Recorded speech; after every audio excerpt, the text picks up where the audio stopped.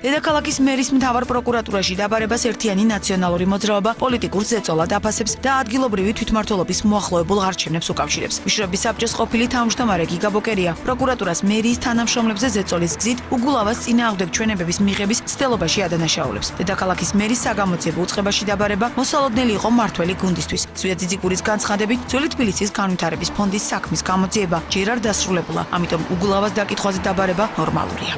ჩვენ ვხედავთ ამ დღის განმავლობაში კასკადს ნაბიჯების, რომელსაც შეიძლება დავარქვათ ახალი ფაზა პოლიტიკური დევნის ოპონენტების მმართველის არჩევნების წინ. დაბარება მოხდა საკრებულოს წევრების და მერის თანამშრომლების ხელახლა გააცოცხლეს საქმეები და პირდაპირ თხოვდნენ მათ ქალაქის მერზე და მომავალ დიდი ალბათობით დაცვა მოძრაობის მერობის კანდიდატზე ჩვენების მიცემას. სასამართლოს ის არ უთქვამს, რომ გამოძიება შეწყვიტეთ გიგი უგულავაზეო.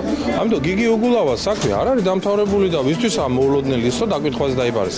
ჩემთვის არაა მოულოდნელი და არც გიგი უგულავასთვის და ის რომ ახლა ხვაურს ტეხენ ნაციონალური მოძრაობის წევრები, იმიტომ რომ თავისი ტყავი და თავისი დავუშვათ თანამზრახველები გადაარჩინონ, ეს ძალიან ლოგიკური ამბავია.